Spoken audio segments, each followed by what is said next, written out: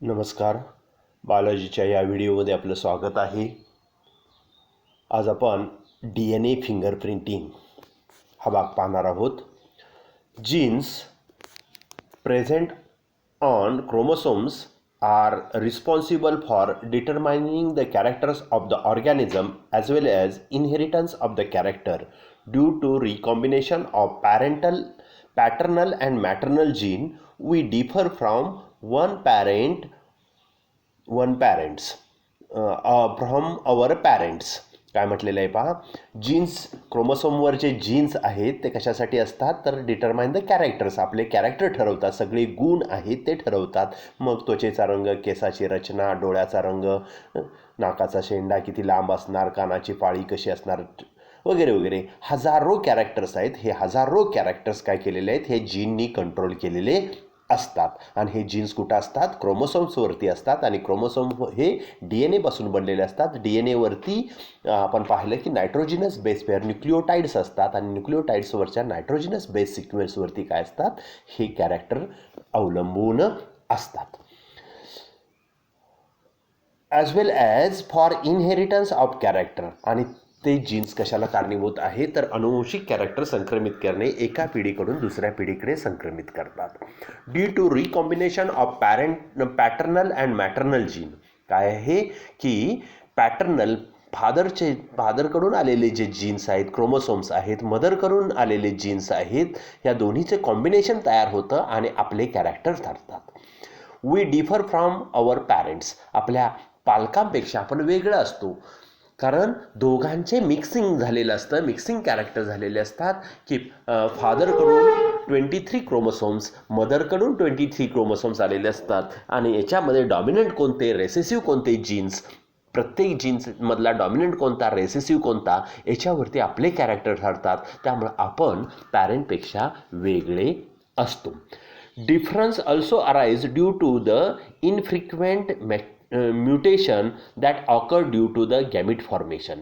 त्याचबरोबर आणखी काही फरक असतो. पॅरेंटमध्ये नसणारं कॅरेक्टर आपल्यामध्ये कसं कोणतं येऊ शकतं तर जे कॅरेक्टर आहे की म्युटेशन झालं की गॅमिट फॉर्म होताना जीन जर बदलले, मग एखादा जीन निघून गेला, एखादा जीन जादा आला, त्याच्यामध्ये बदल झाला, तर अशामुळं काय होतं, त्यापासून त्या गॅमिटचं फर्टिलायझेशन झालं आणि एखादा यंगवन तयार झाला, तर त्या यंगवनमध्ये काय होतं, नवीन कॅरेक्टर येतं, म्हणजे म्युटेशन येतं.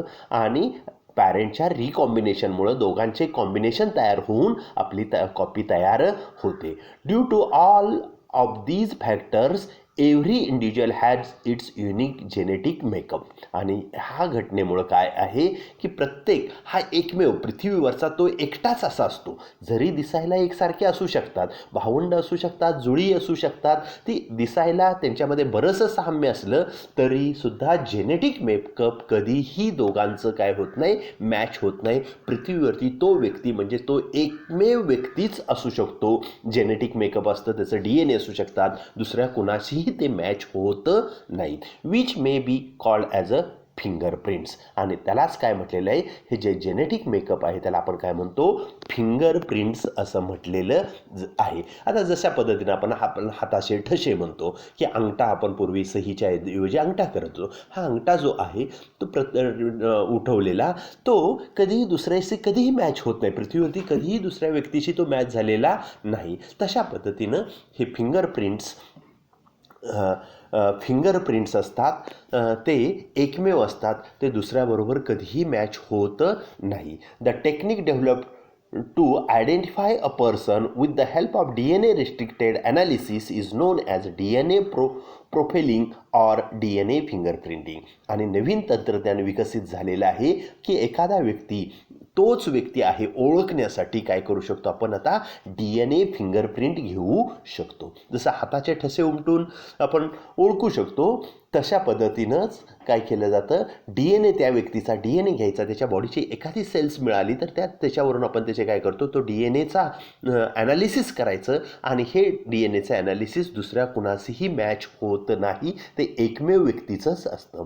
द टेक्निक, आणि ते टेक्निक वापरून आपण व्यक्ती ओळखण्यासाठी त्याचा उपयोग केलेला आहे. The technique for fingerprinting was first given by British genetics doctor Alec Jeffreys in 1984. काय म्हण आहे हे DNA फिंगर प्रिंटिंग टेक्निक जे आहे हे ब्रिटिश जेनेटिस्ट जो आहे डॉक्टर एली जॅफ्री यांनी 1984 साली जगापुढं मांडले की ह्या पद्धतीने आपण काय करू शकतो, प्रत्येक व्यक्ती हा ओळखू शकतो.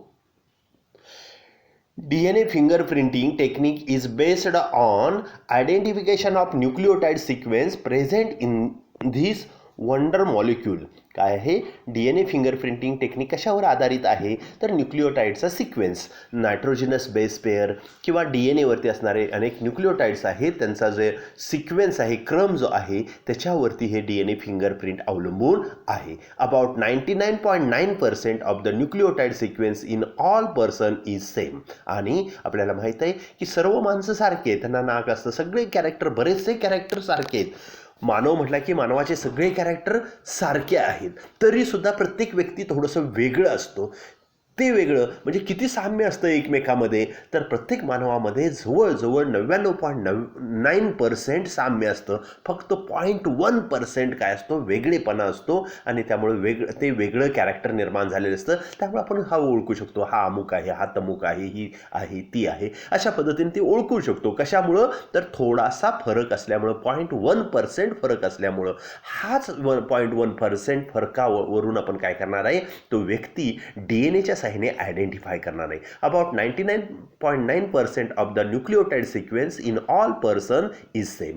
Only some short sequence of the nucleotide differ from person to person. आणि अगदी थोडासा पार्ट DNAचा, थोडेसे न्यूक्लिओटाइडचा सिक्वेन्स, क्रम हा प्रत्येक व्यक्तीमध्ये काय असतो वेगळा असतो. In the population every person shows the unusual sequence of 20 to 100 base pairs. आणि लोकसंख्येमध्ये काय आहे, ह्या मानवाची लोकसंख्या जी आहे त्याच्यामध्ये 20 to 10 base pairs which are repeated several times. एक 20 ते 100 न्यूक्लिओटाइड्स असतात आणि हे न्यूक्लिओटाइड बेस पेअर जे आहेत ते सातत्यानं रिपीट झालेले असतात आणि ते प्रत्येक पर्सनमध्ये आपल्याला ते पाहायला मिळतात. Which are repeated several times. They are term as a variable number of tandem report.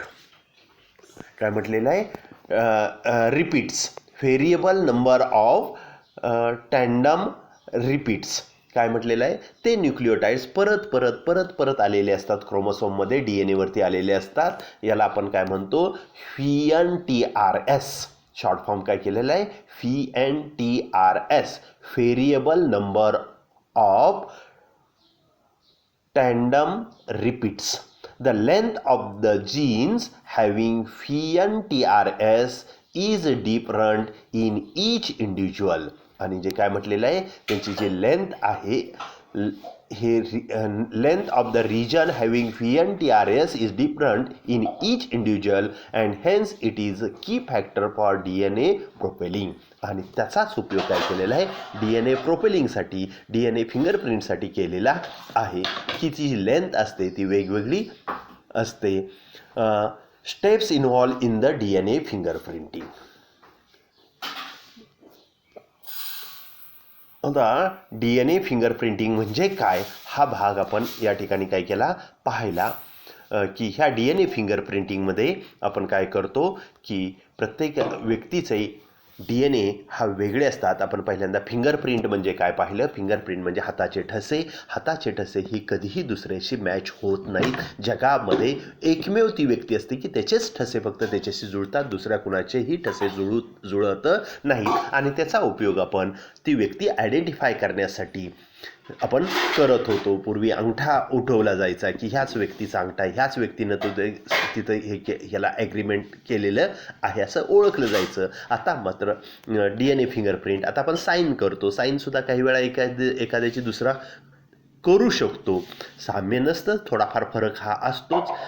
तर अशा पद्धतीनं नवीन जे टेक्निक आलेले आहेत ते DNA फिंगर प्रिंटिंग टेक्निक आलेलं आहे. आणि हे DNA फिंगर प्रिंटिंग टेक्निक म्हणजे काय, तर DNAचं ॲनालिसिस करायचं, प्रत्येक व्यक्तीच्या DNAचं ॲनालिसिस करायचं, DNAच्या वरती असणारे न्यूक्लिओटाइड्स आहेत, त्या न्यूक्लिओटाइडचा ॲनालिसिस करायचा, सिक्वेन्स त्याचा काढायचा, त्याच्यावरती असणारे नायट्रोजिनस बेस पेअर आहे त्याचा सिक्वेन्स, आणि हा सिक्वेन्स जवळजवळ 99.9% मध्ये काय असतो, प्रत्येक व्यक्तीमध्ये सारखा असतो. फक्त 0.1% हा वेगळा असतो, आणि ह्या 0.1% वेगळा असल्यामुळं काय होतं, ती व्यक्ती वेगळी आहे हे आपल्याला आयडेंटिफाय होतं. आता आपल्यामध्ये ओळखतो, पण आपल्याला मेंढरांचा मोठा कळप जर पाहिला तर सगळी मेंढर काय होतात, सगळी सारखीच वाटतात. बरोबर आहे की नाही, सगळी मेंढर कशी वाटतात, सारखीच, हे वेगळं आहे असं वाटतच नाही. पण त्या मेंढराचा कळपाचा जो मालक असतो त्या मालकाला मात्र ते ओळखत असतात की हे कोणतं आहे, हे कुठलं आहे, किंवा हे आपल्यातलं एखादं मेंढरू कुठलं नाही आहे, कळपामध्ये एक नाही आहे, किंवा एखादं दुसऱ्या कळपातलं आपल्यात आलेला आहे, तो मात्र तो काय करू शकतो, ओळखू शकतो. म्हणजे त्यांच्यामध्ये सुद्धा वेगळेपणा असतो. प्रत्येक व्यक्ती पृथ्वीवरचा, प्रत्येक झाड, प्रत्येक वनस्पती, प्रत्येक प्राणी हा एकमेव आहे, त्याच्यासारखा दुसरा पृथ्वीवरती नाही. आणि त्याचाच उपयोग करून आपण काय केलं आहे, DNA त्याचा घेतलेला आहे, DNA ॲनालिसिस केलं तर तो व्यक्ती आपल्याला काय करता येतो, ह्या DNA फिंगरप्रिंटच्या साह्याने आयडेंटिफाय करता येतो. आता आपल्याला अनेक वेळा काय करतो, जंगली प्राण्यांची गणना करतो, वाघ्रगणना करतो. बऱ्याच वेळा काय होतं, वाघ्रगणना तळ्यावरती उन्हाळ्यामध्ये पाण्याचा सोर्स ठरलेला असतो, त्या ठरलेल्या सोर्सवरती संध्याकाळी तिथंच पाणी प्यायला येईल, दुसऱ्या जंगलात पाण्याची सोय नसली तर तिथं कॅमेरे लावलेले असतात, निरीक्षक रात्री बसतात आणि मग वाघ पाहतात की हा आलेला वाघ हा अमुक आहे, असे किती आले. काही वेळा एखाद्या वेळेला रिपीट होतं, किंवा त्यांच्या पायाचे ठसे जे असतात त्या ठशावरून काउंटिंग केलं जातं की किती वाघ आहेत ह्या जंगलामध्ये. पण काही वेळा हे काय होऊ शकतं, चुकू शकतं. पण आता आपण नवीन टेक्निक जे आणलेलं आहे की त्याचे काय करायच्या, बॉडीच्या सेल्स घ्यायच्या आणि त्या ॲनालिसिस करायच्या, दुसऱ्या त्या एरियामध्ये आढळणाऱ्या दुसऱ्या वाघाचे मॅच करून पहा, त्या कधीही मॅच होणार नाही, मग वेगळे दिसत आहेत म्हणजे हा काय वेगळा आहे. अशा पद्धतीनं त्याचं परफेक्ट निदान करण्यासाठी,